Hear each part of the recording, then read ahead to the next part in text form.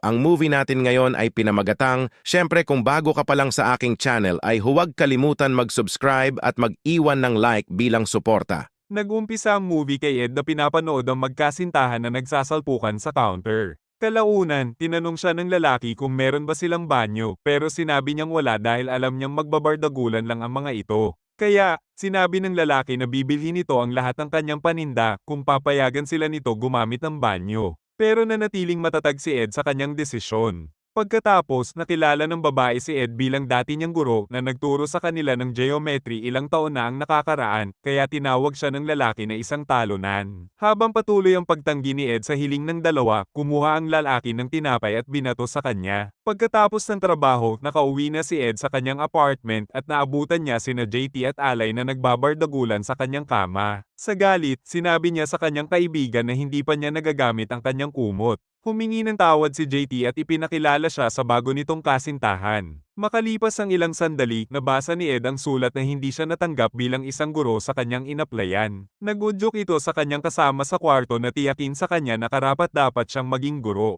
Determinadong makuha ang gusto niyang trabaho, sinabi ni Ed na maghahanap pa siya ng trabaho kaysa sa maghintay lang. Sumunod na araw, pumunta si Ed sa opisina ni Mr. Washout at tinanong kung bakit tinanggihan nila ang kanyang aplikasyon ng walang interview. Dahil sa paghanga sa kanyang pasya, tinignan ng lalaki ang kanyang aplikasyon at itinalaga siya sa isang bakanteng posisyon sa middle school. Nang bumalik na siya sa apartment, naabutan niya si JT na sisibakin na sana si Alay sa sala. Sinabi niya sa magkasintahan ng magandang balita na nakakuha na siya ng trabaho sa paaralan. Dahil pwedeng maging issue sa hinaharap ang pag-commute sa paaralan, sinabi ni Ed na maghahanap na siya ng ibang tirahan malapit sa kanyang bagong trabaho. Malungkot si JT dahil alam niyang hindi na sila nito magkikita at sinabi nito na mas makakabuti kung hindi na sila sasama sa kanya ng kanyang kasintahan. Sa madaling panahon, nakilala ni Ed ang kanyang bagong landlady na si Sydney. Sinabihan siya nito na pumunta sa kanyang bar sa ibaba mamaya para makihalubilo sa iba pang mga nangungupahan. Kinagabihan, pumunta si Ed sa bar at pinuri ang banda. Kinuwento niya na meron din siyang banda noong high school. Sinabi ni Sydney na nakakaakit ang mga lalaki na marunong tumugtog. Sa kanyang unang araw sa trabaho, ipinakilala ng sabik na guro ang kanyang sarili sa kanyang mga estudyante bilang isang after-school activities coordinator. Sa kanyang gulat, ang mga bata ay hindi nasa sabik na dumalo doon.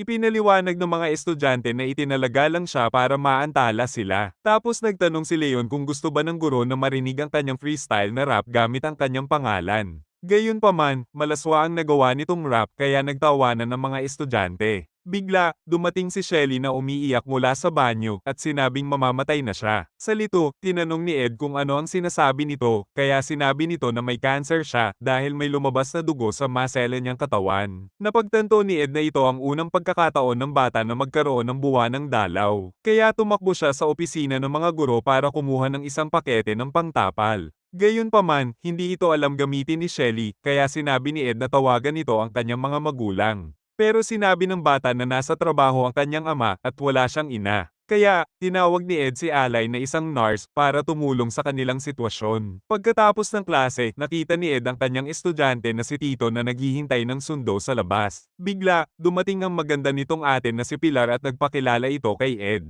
Makalipas ang ilang sandali, dumating si Hector, ang nobyo ni Pilar para sunduin sila. Sa bar, sinabi ni Ed sa kanyang kaibigan na walang alam na kahit kaunti ang kanyang mga estudyante kung paano gumagana ang kanilang katawan. Pagkatapos, sinabi ni Alay na pwede niyang turuan ang mga bata tungkol sa reproductive system kahit na wala pa siyang karanasan sa pakikipagbardagulan. Pero pinagtanggol ni JT si Ed at sinabing meron na itong karanasan noon. Gayunpaman, inakala ni JT na matagal na mula nung may nasibak si Ed na babae, kaya hinikayat niya itong matulog muna bago makipag-date sa babaeng gusto niya. Sumunod na araw, naisip ni Ed na turuan ng mga bata tungkol sa reproductive system. Habang patuloy si Leon sa paggambala sa klase ng kanyang mga biro, sinabihan siya ni Ed na pumunta sa opisina ng punong guro. Nagmakaawa sa kanya ang estudyante na huwag gawin iyon dahil lagot siya sa kanyang ama kapag nalaman iyon. Pero nanatiling matatag si Ed sa kanyang desisyon. Sa banyo, narinig ni Ed ang ama ni Leon na si Reverend Hamilton na pinapayuhan ang kanyang anak at hinuhugasan ng bibig gamit ang sabon. Kaya namagitan si Ed at pinaliwanag na pinamamahalaan niya ang programa para turuan ng mga bata tungkol sa mga pagbabago ng kanilang katawan sa panahon ng pagdadalaga at pagbibinata. Gayunpaman, tutol ang ama ng bata sa ganong uri ng pag-aaral. Dagdag pa nito na ang ganong uri ng pag-uusap ay nasa tahanan at sa pagitan ng isang magulang at anak at hindi sa isang guro. Kinagabihan, nakipag-date si Ed kay Trish sa bar at nagkaroon sila ng kaunting pag-uusap. Kalaunan, ang lasing na babae ay dinala si Ed sa likod ng bar para magpasibak sa kanya. Bigla, ang babae ay nag-umpisang umiyak at nangungulila dahil ang habol lang ng mga lalaki sa kanya ay ang kanyang katawan. Pero inaliw ito ni Ed at tiniyak na mabuti itong tao at sinabi na hindi niya kailangan magpasibak sa unang date. Gayunpaman, nirespeto ng babae ang kanyang sinabi at ipinagpalagay na dahil kaakit-akit siya sa kalalakihan. Pagkatapos umalis ng babae, bumalik na si Ed sa bar at sinabi sa kanya ni Sydney na alam niya sa sandaling pumasok si Trish ng bar, hindi ito interesado sa kanya.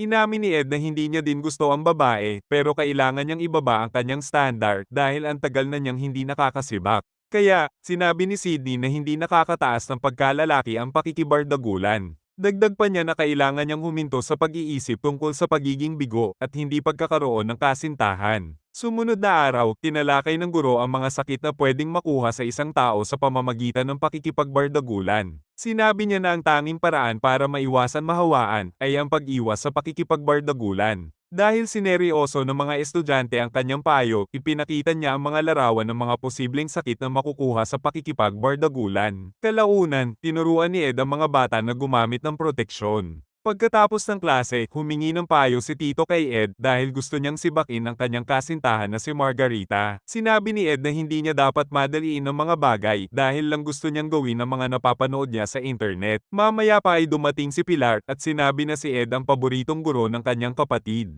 Tapos, inimbitahan niya itong maghapunan sa kanilang bahay dahil gusto siyang makilala ng kanilang ina. Kinagabihan, nakilala niya ang ina ng estudyante na si Lupe na humingi ng tulong sa paghahanda ng hapunan. Pagkatapos, dumating si Hector at ipinakilala ito ni Pilar kay Ed.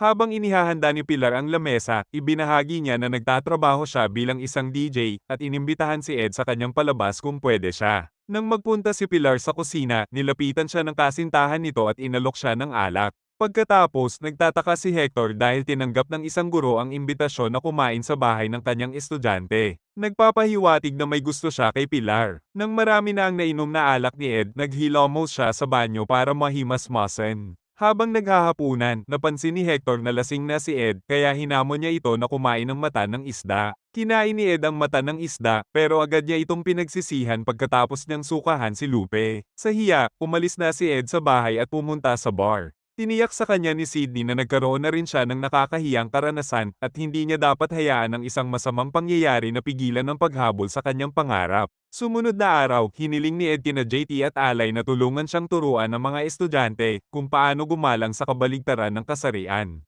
Pagkatapos, masigasig na hinimok ng mga babaeng estudyante ang gwapong lalaki na ipakita ang kanyang muscle at kanyang abs. Mamaya pa, ang mga bata ay umupo sa tapat ng bisita at nagtanong tungkol sa ilang sitwasyon na pwedeng mangyari sa hinaharap. Pagkatapos ng klase, napagtanto ng magkasintahan na hindi nagsisinungaling si Ed tungkol sa kaunting alam ng mga estudyante tungkol sa kanilang katawan at kasarian. Mamaya pa, habang naglalaro sina Tito at Ed, dumating si Pilar at ibinahagi na hiwalay na sila ni Hector dahil masyado itong makasarili. Kaya, niyaya ito ni Ed na mag-bar sa Huwebes ng gabi para manood ng banda at sumang-ayon ito. Sumunod na araw, pinatawag si Ed sa opisina dahil nagreklamo si Mr. Hamilton tungkol sa kanyang klase. Iginiit ni Ed na tinuturuan lang niya ang kanyang mga estudyante tungkol sa mga isyu sa pangkalahatang kalusugan ng kabataan. Pero sinabi ni Washout na hindi nila pwedeng gawin iyon sa distrito lalo na si Hamilton ay partikular na nagpetisyon laban dito. Kaya nagmungkahi si Washout na kausapin niya ng personal si Hamilton at gawin ang kanyang kaso. Mamaya pa, nakita ni Ed na mas marami ang mga estudyante kaysa sa karaniwan, kaya ipinaliwanag ng mga ito na narinig nila ang tungkol sa klase kaya gusto nilang sumali. Gayunpaman, sinabi ni Ed na hindi na niya sila matuturuan ng kanilang karaniwang aralin ngayon, kaya naglabasan ng mga baguhan sa kwarto. Pagkatapos, kinausap niya si Tito at tinanong niya ito kung ayos lang ba na makipag-date siya sa kanyang ate at sinabi nito na ayos lang sa kanya. Pagkatapos ng trabaho, kinausap ni Ed si Hamilton na ipinaliwanag na ang pagpaparami ng tao ay hindi dapat ituro sa paaralan dahil mawawalan ng silbi ang sinabi ng Panginoon. Kaya, iminungkahi ng guro na dumalo si Hamilton sa isa sa kanyang mga klase para makita niya ang paggalang sa paksa at pagiging sensitibo na nararapat. Sa huli, sinabi nito na pupunta siya. Mamaya pa, pumunta si Ed sa dati niyang apartment at sinabi kay JT na makikipag-date siya kay Pilar. Sa kwarto, sinabi sa kanya ni JT na dapat niyang baguhin ang kanyang nakasanayang diskarte sa pakikipag-date na mabagal at maging mas agresibo pagdating sa pagsisimula ng mainit na laban. Pagkatapos, binigyan siya nito ng gamot para gumanda ang kanyang performance sa pakikipagbardagulan. Sumunod na araw, nagmasid si Hamilton sa likod ng silid at nakinig kay Ed na sumasagot sa mga katanungan ng mga estudyante. Gayunpaman, habang ang mga tanong ay naging hindi gaanong siyentipiko at mas bastos, nabigla ang lalaki kaya umalis na ito. Nang habulin ito ni Ed, sinabi ni Hamilton na pinapasaya niya lang ang mga estudyante at hinihikayat ang kanilang masamang ugali. Binigyan siya nito ng pagkakataon pero ang lahat ng nakita niya ang nagpatibay sa kanya na isara ang programa. Pagkatapos ng klase, humingi si Tito ng proteksyon kay Ed at sinabi na sa wakas ay pumayag na ang kanyang kasintahan na magpasibak. Tumanggi si Ed dahil bata pa sila para magbardagulan dahil pwede itong magdulot ng panghabang buhay na kapalit. Gayunpaman, sinabi ng bata na sisibakin pa rin niya ang kanyang kasintahan bigyan man siya ng proteksyon o hindi. Habang nakikipag-date kay Pilar, inamin ni Ed na binigyan niya si Tito ng proteksyon. Galit na sinabi ni Pilar na dapat ay sinabihan muna siya nito para mapigilan niya ang kanyang kapatid. Kaya, nagmadali silang bumalik ng bahay at nahuli nila ang dalawang bata na magbabardagulan na sana sa sopa. Sinabihan ni Pilar ang batang babae at si Ed na umalis para makausap si Tito. Nang sabihin ni Ed na pwede siyang manatili, ang galit na babae ay sinabi na kasalanan niya ang lahat dahil binigyan niya ng proteksyon si Tito at tinuruan ito kung paano gamitin iyon. Habang naglalakad pa uwi, kinumpronte siya ni Hector sa pakikipag-date kay Pilar at binugbog siya. Pagkatapos ng kanilang gulo, ang guro ay kumuha ng babae at balak itong sibakin sa loob ng sasakyan. Bago sumibak, ininom muna ni Ed ang binigay sa kanya ni JT at sinabi na para iyon sa sakit ng ulo. Gayunpaman, bago pa niya maitago ang bote, kumuha ang babae ng isang tableta at uminom din. Makalipas ang ilang sandali, nakita ni Ed na may tumayong talong sa babae na nagpapahiwatig na hindi talaga ito tunay na babae. Tapos biglang dumating ang kapulisan at inaresto sila para sa iligal nilang transaksyon. Nang makabalik siya sa kanyang apartment, sinabi ni Ed kay JT na hindi pa siya nakakasibak ng babae noon. Kaya, inamin ng kanyang kaibigan na alam niya iyon matagal na at walang naniniwala sa kanyang mga kwento. Dagdag pa nito na hindi niya kailangang mag-alala tungkol dito dahil makakasibak din siya ng babae balang araw. Sumunod na araw, nakita ni Ed si Washout na hinihintay siya sa kanyang klase. Sinabi nito sa kanya na ang programa ng paaralan ay kanselado na hanggang sa makakita siya ng isang bagong guro na nagpapahiwatig na tinanggal na siya sa kanyang trabaho. Makalipas ang ilang araw, bumalik si Ed sa kanyang dating trabaho sa tindahan. Tapos ay pinuntahan siya ni Sydney para kamustahin ang kalagayan niya. Kinuwento ni Ed ang nangyari nitong nakalipas na araw na naghatid sa kanya sa kanyang kasalukuyang sitwasyon. Naniniwala siya na kung nakasibak na siya ng babae kahit isang beses, magkakaroon siya ng kumpiyansa na kailangan niya. Kaya, sinabi ni Sydney na kailangan niyang ihinto ang pagsisi sa kanyang kawalan ng karanasan sa babae at simulan na isipin ang tungkol sa kung ano ang kailangan niyang gawin para maging isang tunay na lalaki. Sumunod na araw, humingi ng tawad si Ed kay Pilar sa nangyari at ipinaliwanag na sinusubukan niya lang gawin ang tamang bagay. Dagdag pa ni Ed na gusto niya si Pilar at gusto niya itong patunayan. Pagkatapos, inayos ni Ed ang kanyang plauta at tumugtog kahit na hindi siya masyadong magaling dito. Mamaya, habang namamasyal sila sa syudad, naghalikan sila ni Pilar sa tabi ng ilog. Sa huli, sinabi ni Pilar na gusto siya nitong dalhin sa paborito niyang club mamayang gabi. Kinagabihan, binati ni Pilar si Bobby, ang bouncer sa club, pero tumanggi ito na papasukin si Ed. Kaya, sinabi ni Pilar na papasok lang siya sa loob ng saglit para batiin ang kanyang mga kaibigan at maghintay muna si Ed sa labas para makapunta sila sa ibang lugar. Pagkatapos pumasok, sinabi ng bouncer kay Ed na umuwi na ng bahay dahil hindi nalalabas si Pilar ng bar at pinapahiwatig na lampas na ang babae sa kanyang standard. Bigla, nagpakita si Hector at kinumprante si Ed dahil sa muling pakikipagkita nito kay Pilar kaya nagkaroon ng away sa pagitan nilang dalawa.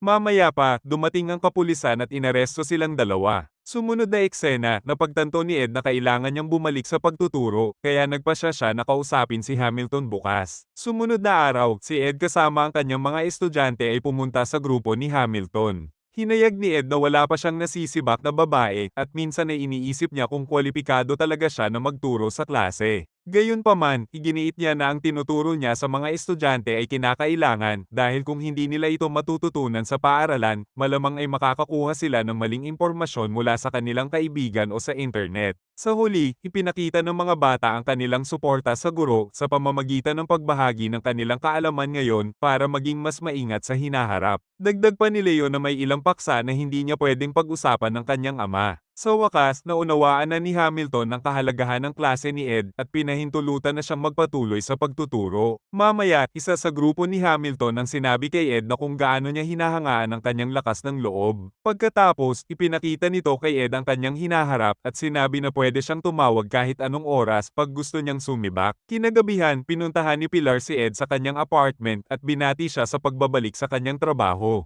Dagdag pa niya na sinabi sa kanya ni Tito na hindi pa siya nakakasibak ng babae. Pagkatapos, hinalikan na siya nito at sinimulang tanggalin ang kanyang mga suot. Pero sinabi ni Ed na dapat muna silang lumabas at mag-celebrate kasama ang kanyang mga kaibigan sa bar. Bigla, sinabi ni Pilar na gusto niya na siya ang mauna niyang sibakin. Gayunpaman, magalang itong tinanggihan ni Ed at sinabi na hindi niya gustong sumibak ng babae para lang masabi na may karanasan na siya. Sinabi ng babae na hindi niya talaga gusto mag-bar at mas gusto niyang pumunta sa club. Kaya, ipinaalala ni Ed nung huling beses silang pumunta sa club, iniwan siya nito sa labas para maghintay. Nangako si Pilar na magiging iba na ang sitwasyon ngayon dahil sinusubukan lang siya nito noon. Napagtanto ni Ed na siya at si Pilar ay hindi compatible gaya ng una niyang inaakala. Pagkaraan ng ilang sandali, mapanuksong sinabi ni Pilar sa kanya na dapat ay manatili siyang naghahabol sa buong buhay niya at sinabi ni Ed na ayos lang siya doon. Sa bar, sinabi ni Ed na hindi pa rin siya nakakasibak ng babae, kaya sinabi sa kanya ni Sydney na isa na siyang ganap na lalaki ngayon dahil sa wakas ay kontrolado na niya ang kanyang buhay. Makalipas ang isang taon, si Ed na ang pinakapopular na guro sa paaralan sa pagkakaroon ng respeto ng mga estudyante. At dito nagtatapos ang movie. Thank you for watching.